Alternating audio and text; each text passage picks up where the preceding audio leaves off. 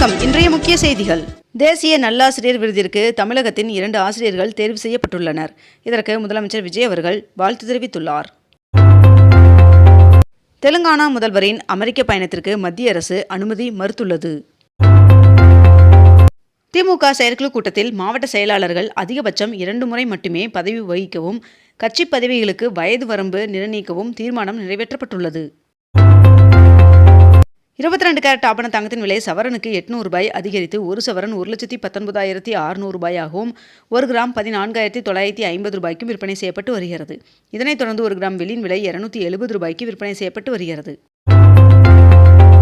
செங்கல்பட்டு கல்பாக்கத்தில் உள்ள 500 மெகாவாட் திறன் கொண்ட அதிவேக ஈநுழையில் வரும் நவம்பரில் மின் உற்பத்தி தொடங்க திட்டமிடப்பட்டுள்ளதாக தகவல் வெளியாகியுள்ளது.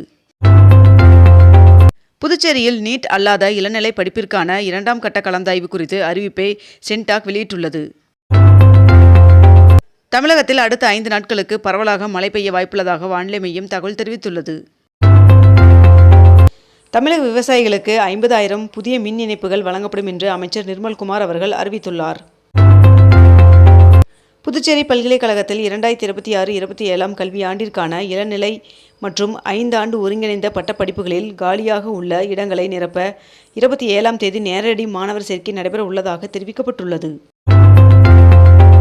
தமிழகத்தில் சர்க்கரை விலை வரலாறு காணாத அளவிற்கு உயர்ந்துள்ளது. 1 கிலோ சர்க்கரை 67 ரூபாய்க்கு விற்பனையாகிறது.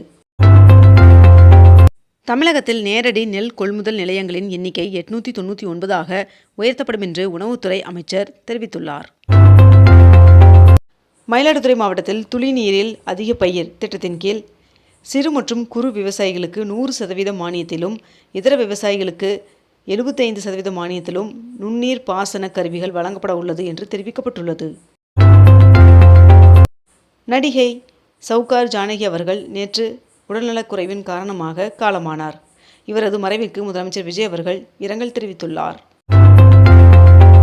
தாய்மாமன் தங்க மோதிரம் திட்டத்தின் கீழ் ஜாய் ஆலுகாஸ் மற்றும் கல்யாண் ஜுவல்லர்ஸுக்கு தாவேக அரசு பணி ஆணையை வழங்கியது.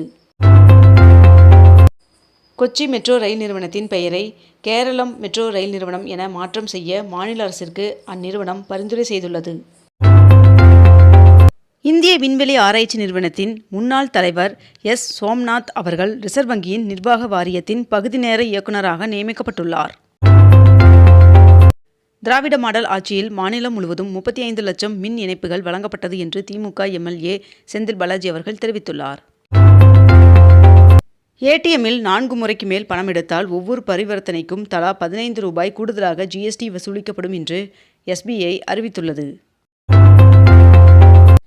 சென்னை ஐஐடி கல்வி நிறுவனத்தில் எம்பிபிஎஸ், எம்டி உள்ளிட்ட மருத்துவ படிப்புகளையும் கொண்டுவர திட்டமிட்டுள்ளனர் என்று தகவல் வெளியாகியுள்ளது. முதலமைச்சர் விஜய் அவர்களை இந்திய ரிசர்வ் வங்கியின் ஆளுநர் சஞ்சய் மல்கோத்ரா அவர்கள் சந்தித்து பேசினார். உரிய ஆவணங்கள் சமர்ப்பித்தும் கட்டிட அனுமதியை தாமதிக்கும் அதிகாரிகள் மீது நடவடிக்கை எடுக்கப்படும் என்று மாநகராட்சி ஆணையர் எச்சரிக்கை விடுத்துள்ளார். 2026-27 கல்வியாண்டிற்கான எம்டி யோகா பட்ட மேற்படிப்பிற்கு இன்று முதல் விண்ணப்பிக்கலாம் என்று தெரிவிக்கப்பட்டுள்ளது.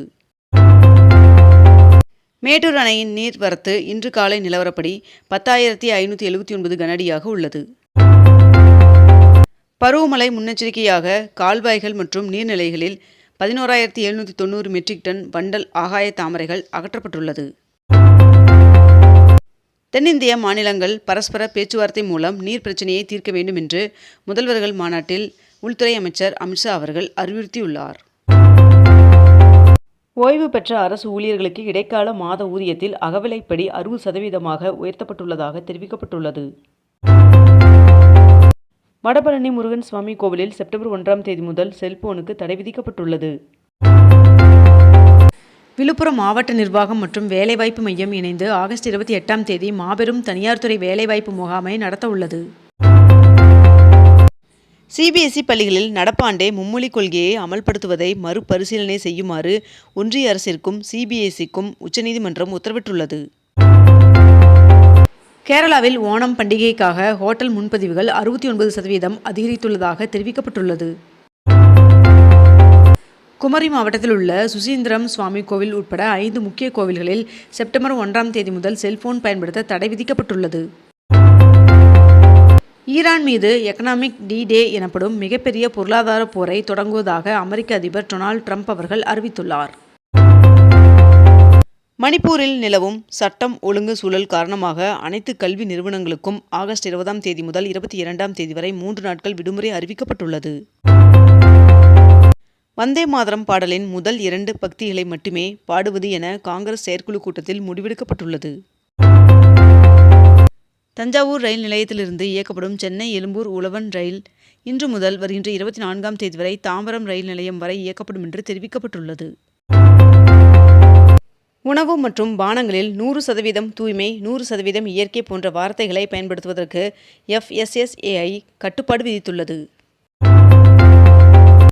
சென்னையில் அரசு மற்றும் அரசு உதவி பெறும் பள்ளி மாணவர்களுக்கான மாவட்ட அளவிலான கலைத் திருவிழா ஆகஸ்ட் 21ஆம் தேதி முதல் அக்டோபர் 13ஆம் தேதி வரை நடைபெறும் என்று அறிவிக்கப்பட்டுள்ளது.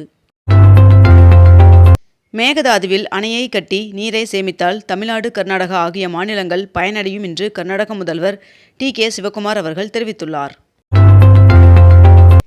முதலமைச்சரின் மருத்துவ காப்பீட்டுத் தொகையின் உச்சவரம்பு 5 லட்சம் ரூபாயிலிருந்து ஆண்டிற்கு 25 லட்சமாக அதிகரிக்கப்படுகிறது என்று முதலமைச்சர் விஜய் அவர்கள் அறிவித்துள்ளார்.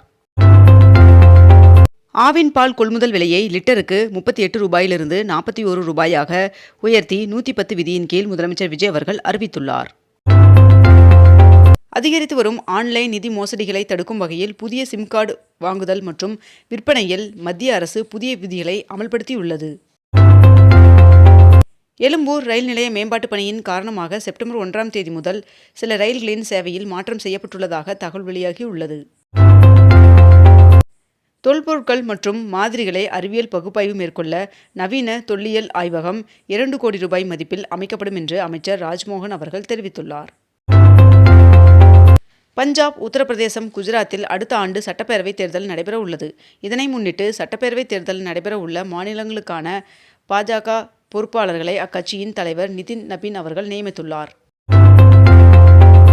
மேகமலை புலிகள் சரணாலயம் பகுதிகளின் ஆக்கிரமிப்புகளை முழுமையாக அப்புறப்படுத்த வேண்டும் என்று உச்சநீதிமன்றம் மீண்டும் திட்டவட்டமாக தெரிவித்துள்ளது.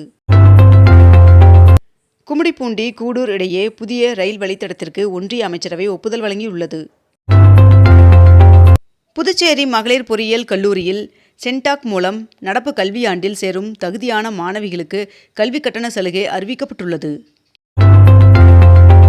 2027ஆம் ஆண்டிற்கான IPL தொடரை மார்ச் 10ஆம் தேதி தொடங்கி மே 15ஆம் தேதிக்குள் முடிக்க BCCI பரிசீலித்து வருகிறது என்று தகவல் வெளியாகியுள்ளது. இத்துடன் இன்றைய தலைப்புச் செய்திகள் நிறைவடைந்தன. மேலும் இதுபோன்ற அண்மை தகவல்களை உடனுக்குடன் தெரிந்து கொள்ள அக்னிபூ சேனலை சப்ஸ்கிரைப் செய்து கொண்டு தொடர்ந்து இணைந்திருங்கள். நன்றி, வணக்கம்.